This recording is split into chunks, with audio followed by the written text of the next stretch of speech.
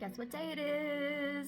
Welcome to Favorite Artist Friday, my new little segment where I speak about artists that I love and I adore and I use their products, and I wonder who I'm going to start with first. One of my favorite artists and very good friends is Lilith's Attic. She is amazing. She's a very giggly, bubbly person. I highly recommend meeting her. I met Julia maybe about a year and a half ago, and her artwork just screamed at me. I'm very colorful myself. She is completely black and white, and something about it is just so raw. It's emotional. It's also interpretive.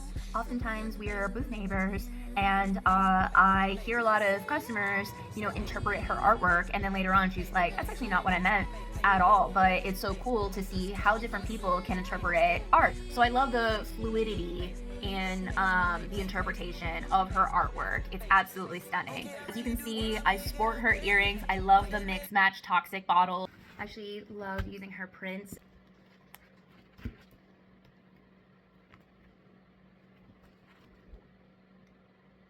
Keep them in the original plastic packaging because I don't want them to get messed up. But I love to journal. I love to do shadow work, and sometimes what I have to write down is a little bit more intense, and I just want to write it. I want to release it, and I never want to read it ever again. So I will use her prints as a way of kind of covering up that page. So I know what it's about, but I don't necessarily want to see it. She also has these cute stickers. I love to use one of her stickers for my affirmation pages. Here's my absolute favorite thing that Lilith's Attic has created. It was the first thing that called to me. Let me show you.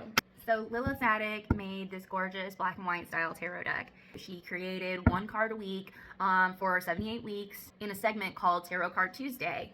It's hilarious because in the beginning of her journey, she's all dressed up, pristine, and cute.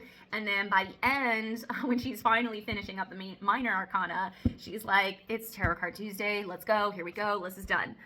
So her energy is very reflective of the deck itself. If you talk to her about it, she will say that she did go through quite a journey understanding this deck. So there's a lot of energy, there's a lot of intention within this deck. And what I've noticed with this deck is that it's very reflective. It tells you exactly the things that you need to hear, even if you don't necessarily want to hear it right then and there. There's been plenty of times where I've pulled out a card and I'm like, yeah, okay, all right. And I just have to walk away because it's so hilariously accurate.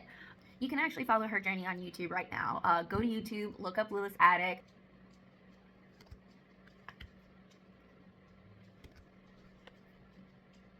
I love her deck because she actually makes the content stick.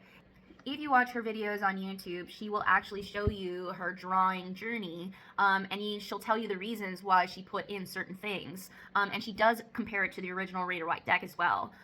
This has been the first time that content has actually stuck in my mind. Like this one, I already know exactly what it means because I've utilized her deck so much.